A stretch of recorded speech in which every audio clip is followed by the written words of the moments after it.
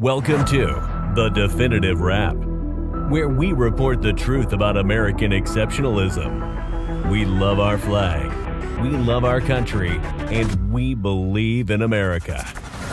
The Definitive Wrap, where we respect people of faith, the men and women in blue, and our support for Israel. And now your hosts, Bela Sebro, she's the nice one, and Alan Skorsky. He's not so nice. But together they are The Definitive Wrap.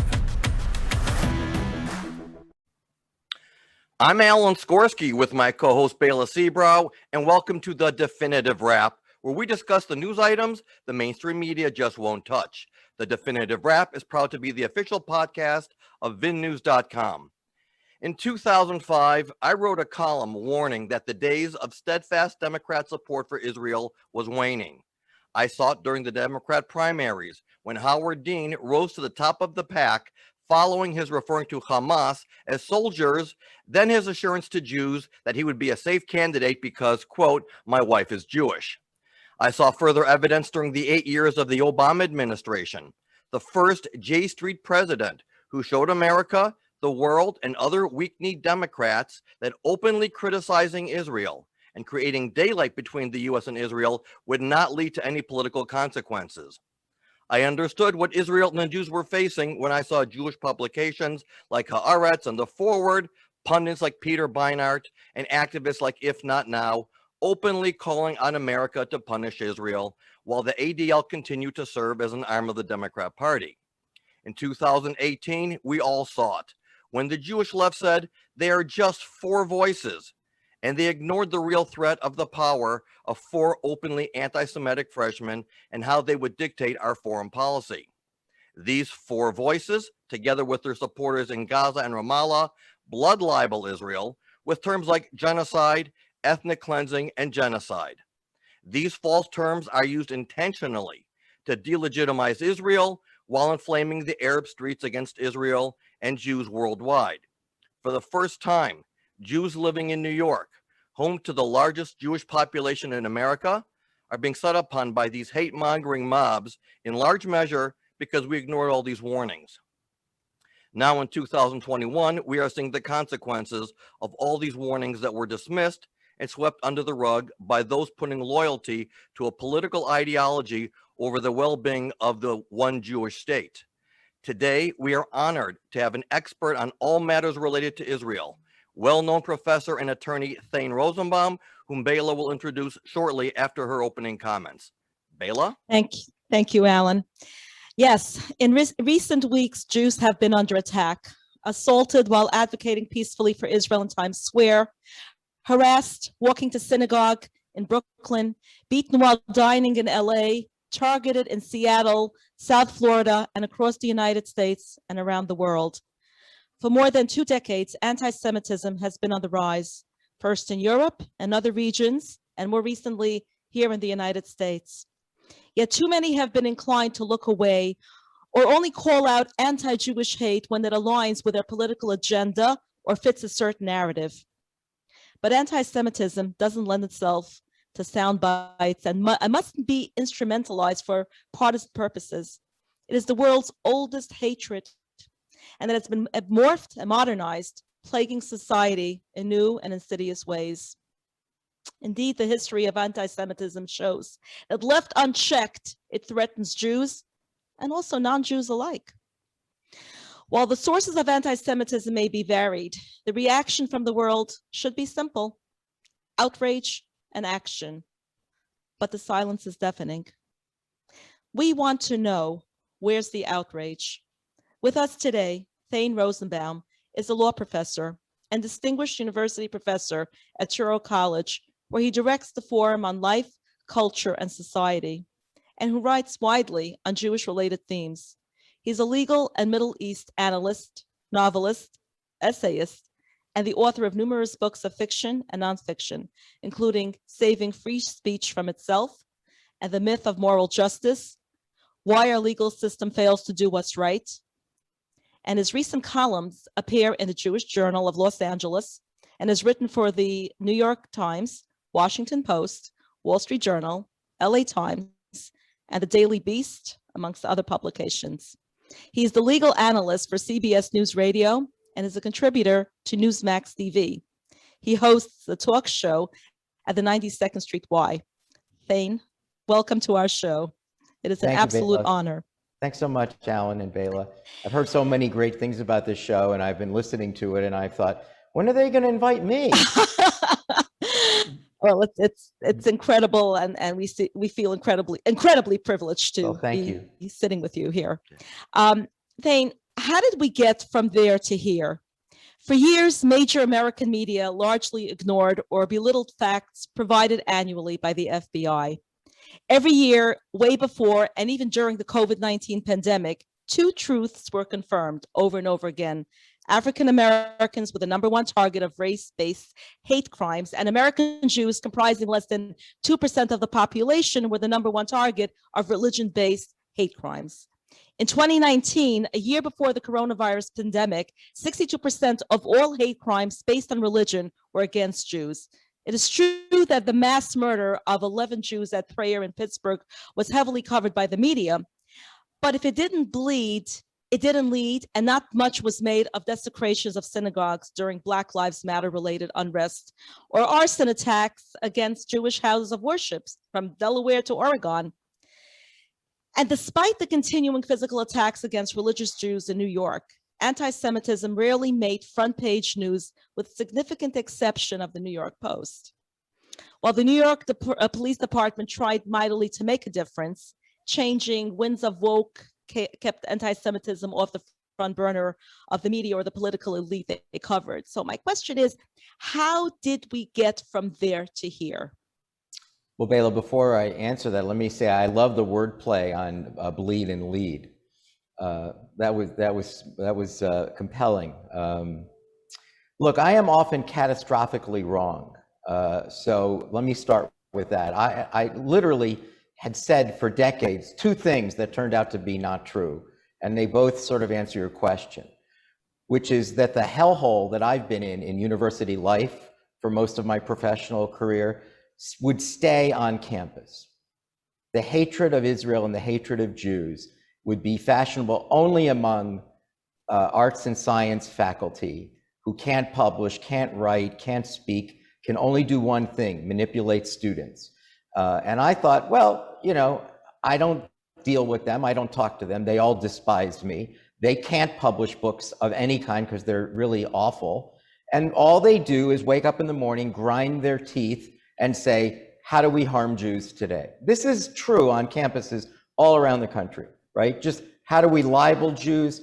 I'm not saying Israel, I'm talking about Jews, right? Let's be clear. How do we libel them? How do we embarrass them? How do we show them our hate?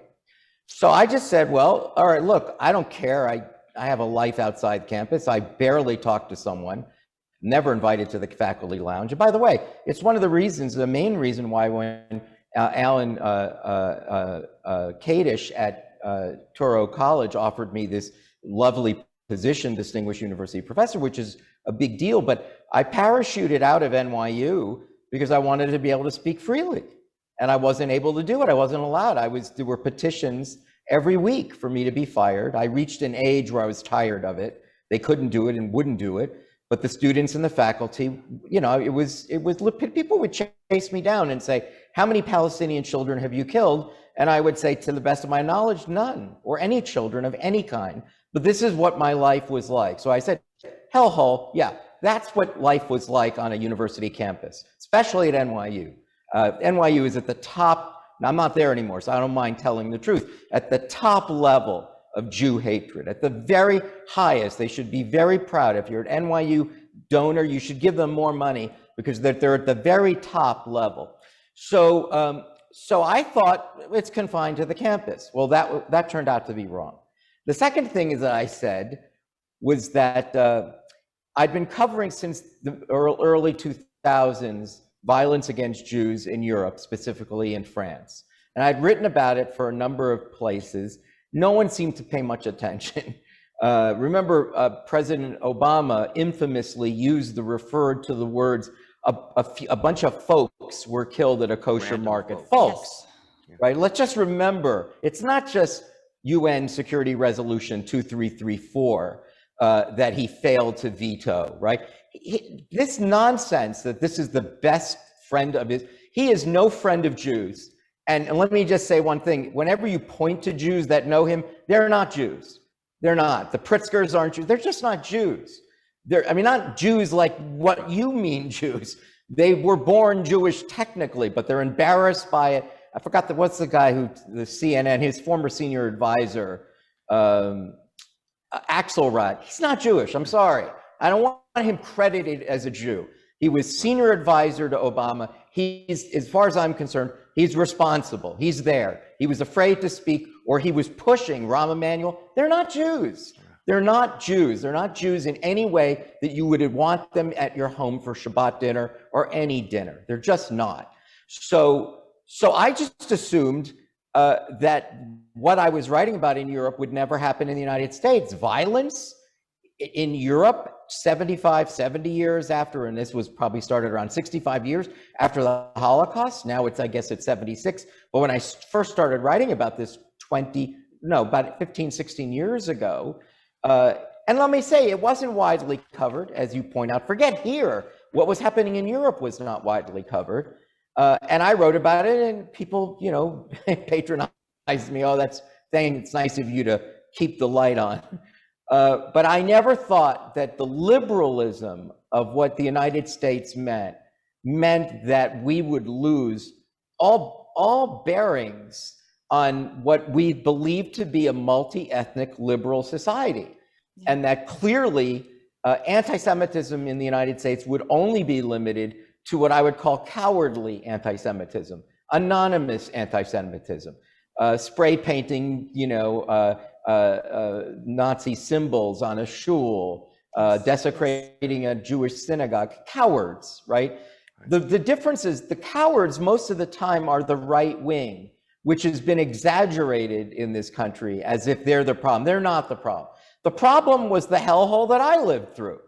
And by the way, just to be clear, yes, I've written for all of those places, the New York Times a number of times, the Wall Street Journal, of course, the Los Angeles Times, the Washington Post. You'll notice I don't write for them anymore. It's not just because I don't want to, they have no interest in me. So just to be clear, yes, that is part of my bio. And if you do a Google search, you'll see plenty of Thane Rosenbaum op-eds, but you won't see any recently because a line was drawn. And what happened on campus that was widely accepted as progressive and important somehow escaped. And it just moved into the public sphere. And people, I remember doing a lecture in Israel one year, and I literally mockingly said, this is about faculty members that are totally irrelevant. They have no power. Once students graduate, they won't walk away with any of these things. They'll have to make a living. This is just the stupid thing you believe when you're in college. I was, as I said, catastrophically wrong. I didn't understand how easily this could, as you would say, Bela, bleed, literally bleed into the different sphere. And that's what we've seen. We saw a number of things that you could connect the dots. The Obama administration, and it's creating daylight, this word, daylight between, we saw President Obama, who won in 2008 after visiting Sderot and saying famously, if my daughters ever face this kind of existential danger, I would do everything in my power to protect them. And then in Gaza in 2014, he wouldn't stop repeating the word restraint. He loved that word. He loves the word restraint when it comes to Jews, right? And obviously Axelrod and all those other Jews in the White House believe that too. Jews.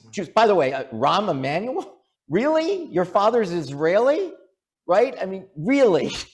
So we saw a number of things that you could connect the dots. The way Israel was referred to, again, it wasn't the first time Gaza and Israel lit up, but it was the first time that the American presidency stood behind the idea that there was almost a moral equivalency to the loss of life, right? And when in fact, no, these are barbarians and these are liberal Democrats. These are liberals, and those are barbarians. There's no moral or ethical equivalency here. I mean, I wrote an op-ed for the Wall Street Journal in 2014, which everyone saw. It was all over Europe. They ran it in the Europe section, in which, and by the way, I never lived it down. It was the cause of damage at NYU that was never to be fixed again, never to be fixed again. And it ended some of my writing gigs also, in which I said, as a law professor, I'm not sure that the Gazans are all innocent civilians. I said, under the Fourth Geneva Convention, they don't really qualify. What they're referring to in civilians is people that are sitting in their homes really, really worried, who get pulled out by an army and are used as hostages. I said, it doesn't really apply to people who democratically voted in a terrorist organization as their leaders. They could have voted in anybody, but they said, we want the ones that want to kill Jews. And by the way, we know if we vote for them and they attempt to attack Jews, one thing about the Israelis, they're going to retaliate. And so it's not going to be good for us, but we don't care, because dead Jews are so exciting to us that we're willing to take the risk. And so that's one problem with innocent civilians. The other thing is allowing them to come into your home and use your home as command centers, not doing anything to protect your children, but instead offering up your children as not human shields. I just wrote an essay about that. They're not shields, they're the end game. They're not, a shield assumes that it's there for defensive purpose. They know what they are. They are completely martyred for this cause. They're not able to shield anything. And so I listed all of those things. And of course, that's when Thane Rosenbaum, the baby killer, came up. And I said, look, I said, children are innocent. And there are no, I said, these are the worst parents on the planet, right? They're the worst. I said, in the United States, if you leave a kid in a closed car in the summer without the windows in, they take the child away from you. Of course. In Gaza, you get to go on MSNBC and show your dead kid that you failed to protect, that you offered up. In Gaza, you're a hero, and your child will have a park named after him or her. But in the United States, keep your windows up, your kid goes to child services. So I just said, let's just be more clear. The word innocent civilian doesn't really apply. It doesn't mean they're not civilians. I said in fourth generation warfare, technically everyone is civilian. No Hamas fighter wears a uniform.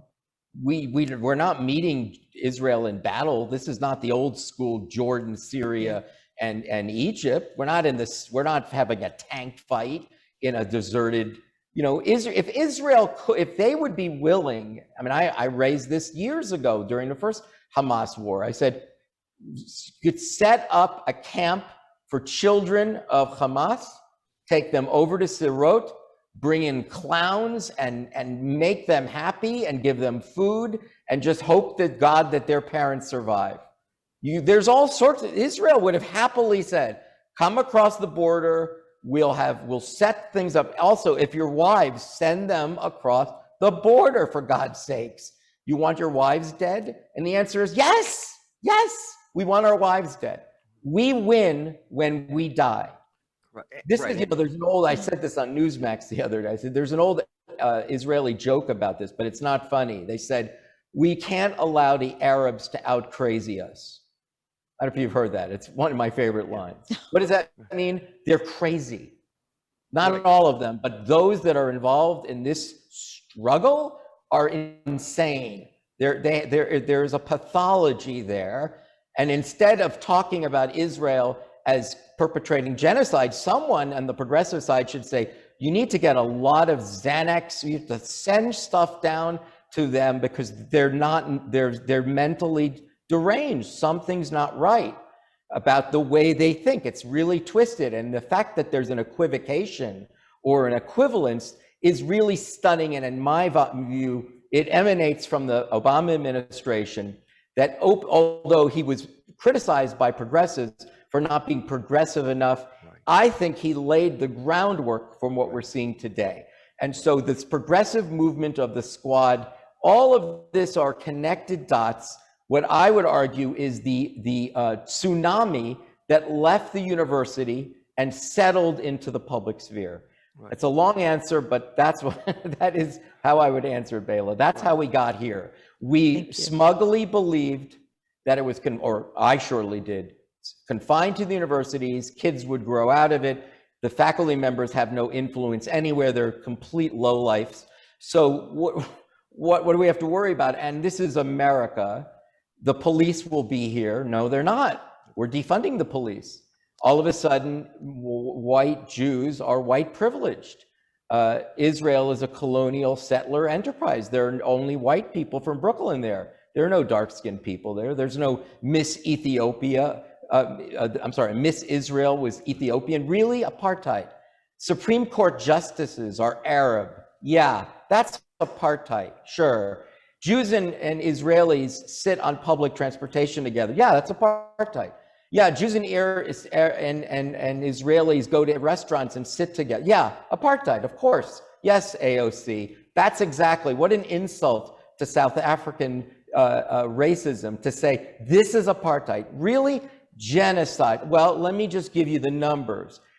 In all instances, Congolese, Sudanese, Cambodian, Rwandan, Bosnian, Armenian, and of course, the Holocaust. I might be missing some other genocide of the 20th century and 21st century. In every instance, ethnic cleansing and genocide means a significant subtraction of your population. The Palestinian population has more than doubled since the occupation. Doubled. Really? Ethnic cleansing? Really? You want to say that to an Armenian, to a Cambodian? You want to say that to their face? Right? That yes, our population doubled, but we scream genocide and everyone says it's true. Right? So again, it's a long answer, but this is how we got here. And I don't think it's anyone's fault, really. Like, I just think, meaning that I think it's shocking. It was not expected.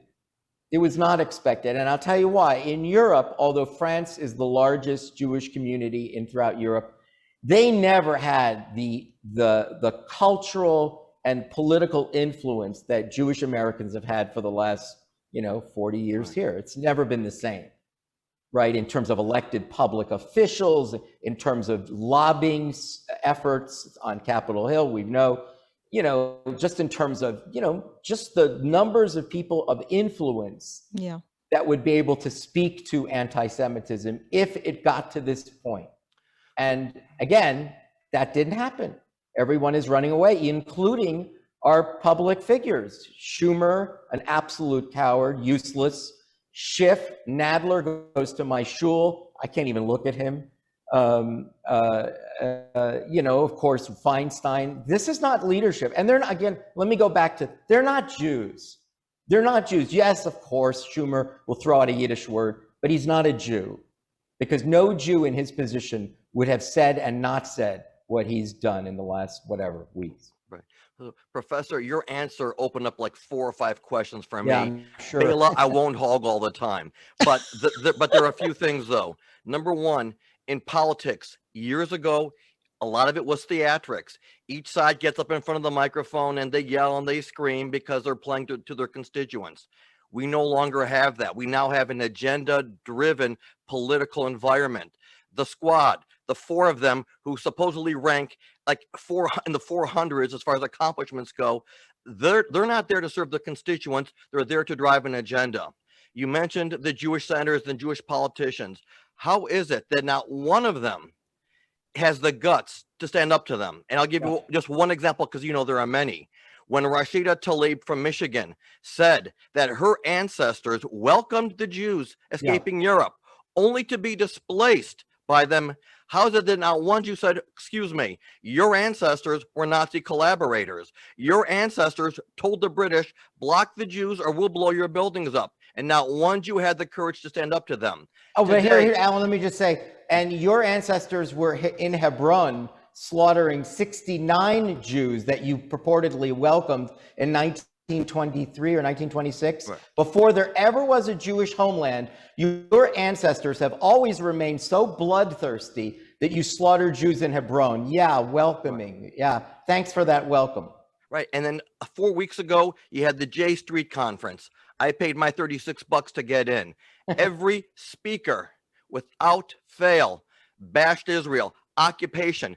They all thanked J Street for their working with progressive values. And that's who J Street is. And they're the ones who told Barack Obama, we're going to give you cover. Abandon Israel at the UN, we'll give you cover. Peter Beinart, in his book, The Crisis of Zionism, which I had to read twice from my own book, bashes Israel or American supporters for paying for funding Holocaust museums while we didn't learn the lessons of the Holocaust. He's the one before Europe started putting special labels on products made over the 67 lines. That was his idea. The Obama administration didn't support it, but they didn't oppose it either.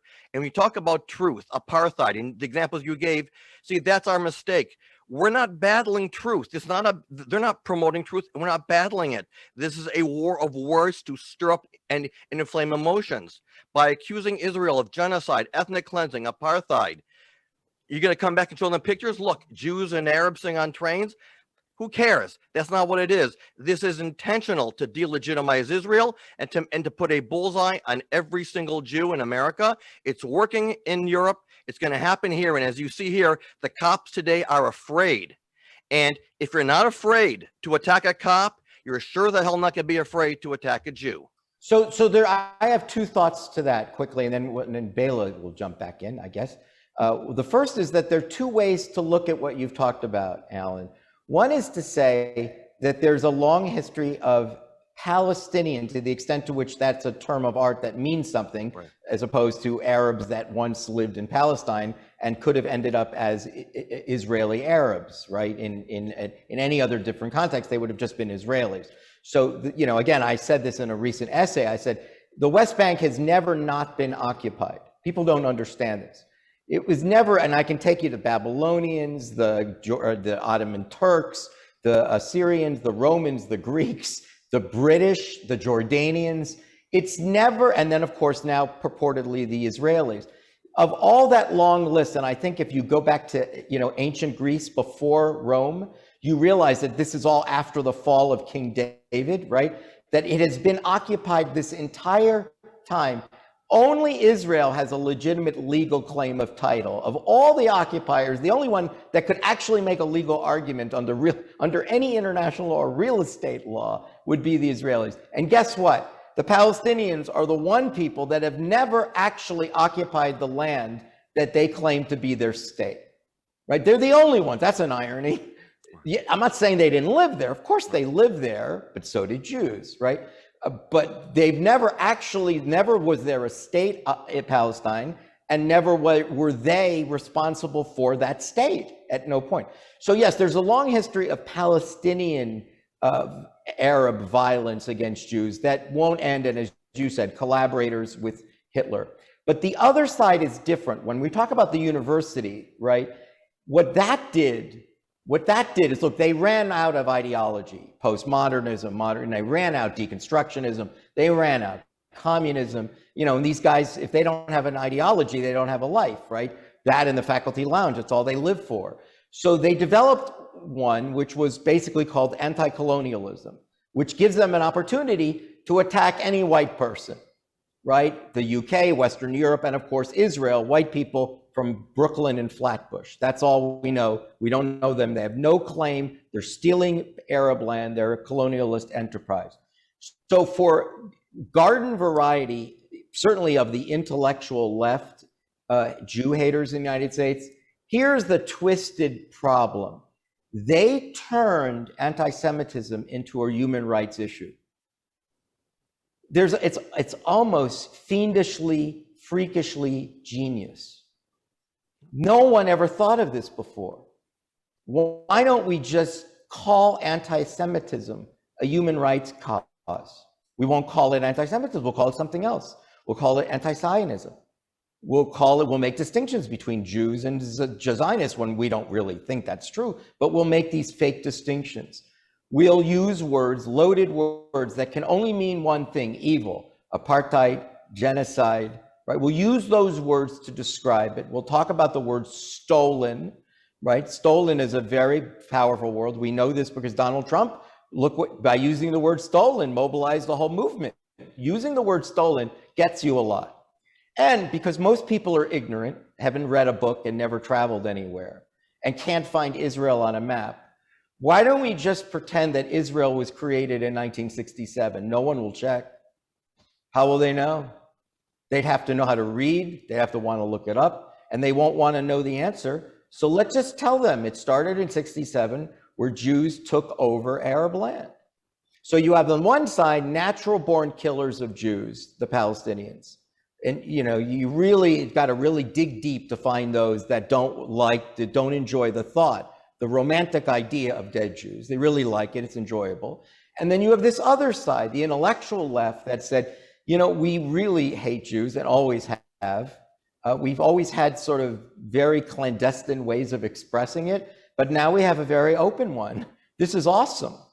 And that has been really what we're facing. And that, by the way, is what we're facing now. This is why when Ilhan Omar was at her, fourth anti-Semitic comment, when there was calls to pass a congressional resolution to condemn her, like they did with Steve King from Iowa, who was a Republican, for racist language. Obviously, Congress again, right? Moral equivocation, cowardly. Well, a white guy in Iowa can be condemned, but a woman of color wearing Islamic attire?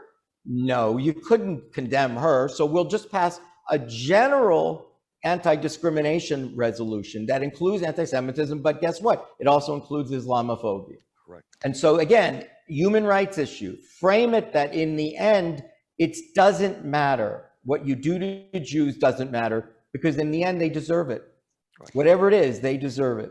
And that's really, truly what, Baylor, what we're facing now. And what you're seeing now in the cowardness, what you're seeing is the runaway, like now beating Jews in the street is sort of a human rights issue. Surely you can understand that that's an appropriate thing to do. Surely. I mean, after all, look what they've done.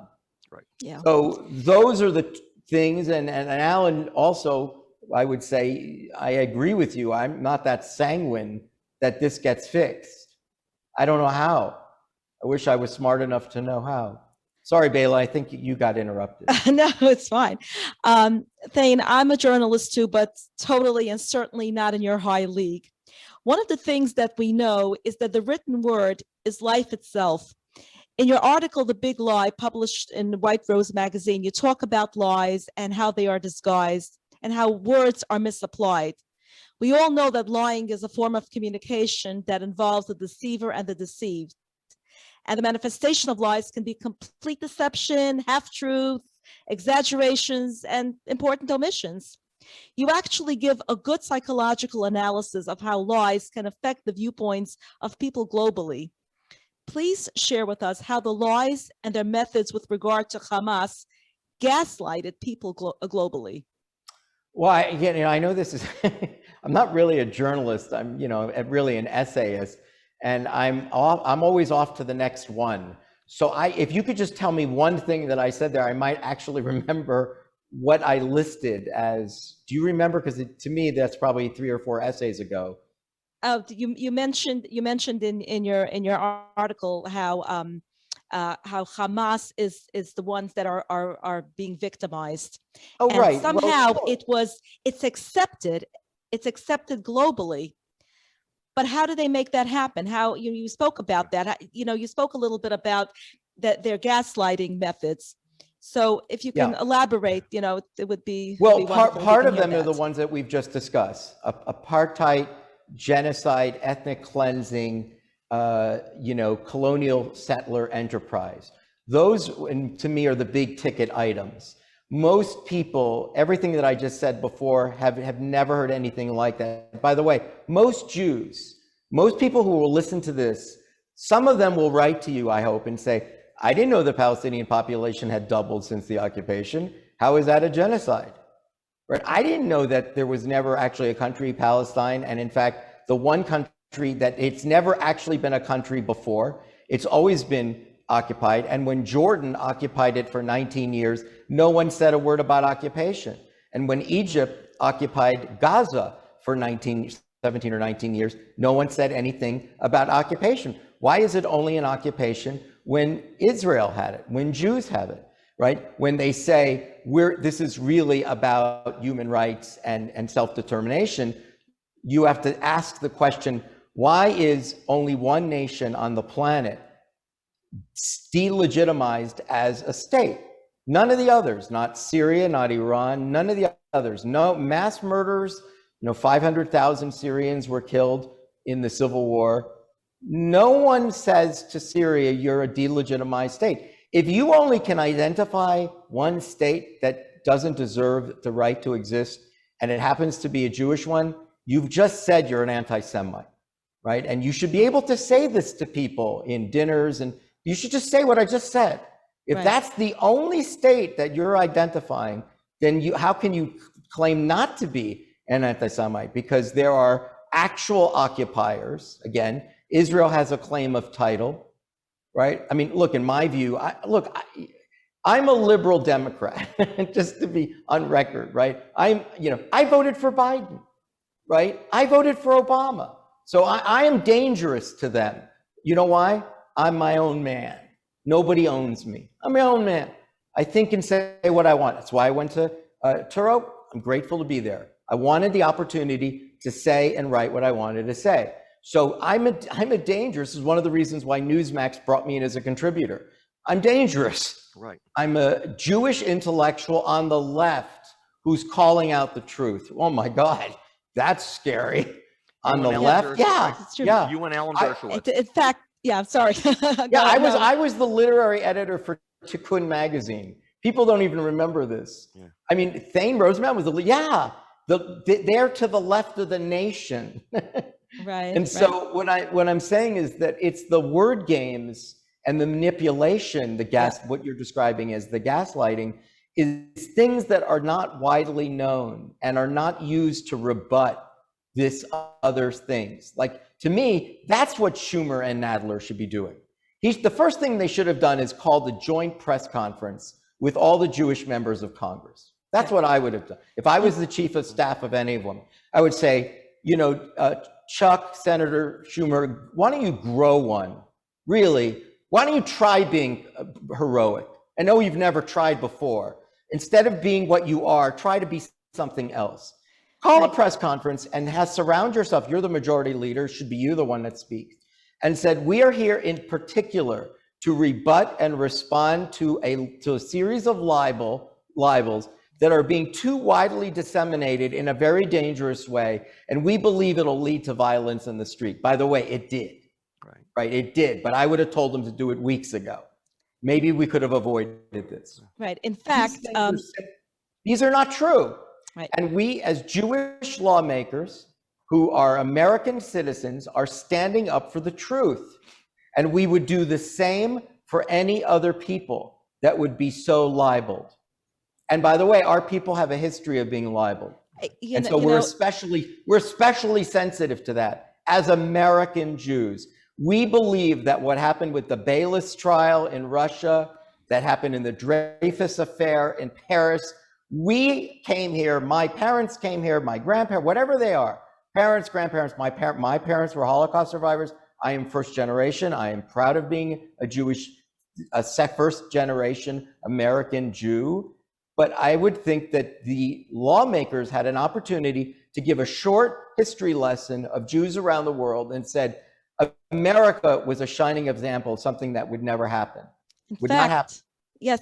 In fact, you appropriately referred to Europe as the crime scene of the Holocaust. And as a child of Holocaust survivors, I grew up hearing the stories about the death chants and riots against Jews preceding the destruction and murder of innocent men, women, and children in the final solution. And 76 years later, we are getting a bitter taste of what was experienced in Europe. The world stood still then, and the world is sitting still now. The irony is that what you write about is so true, how the progressives who champion for social justice to treat Islamists as good people, members in good intersectional standing, yet their hatred for homosexuals, lesbians, education is okay. Can you make sense of that? Is that the new normal? Well, that's the thing. I've written about that, Bela, for since Black Lives Matter started. I had the audacity on the left to point out some real problems. You know, for instance, the Women's March, many people don't know this. The Women's March was started by two Jewish women who then joined up with Linda Sarsour and Malika Mallory, Mallory, I forgot her, an African-American, from Tamika Mallory. So the four of them were the pioneers of the Women's March. After the march succeeded, right, this was after Donald Trump's inauguration, they had their first meeting about what's next. And I'm sure you both know, but I'm sure some members of your audience don't know.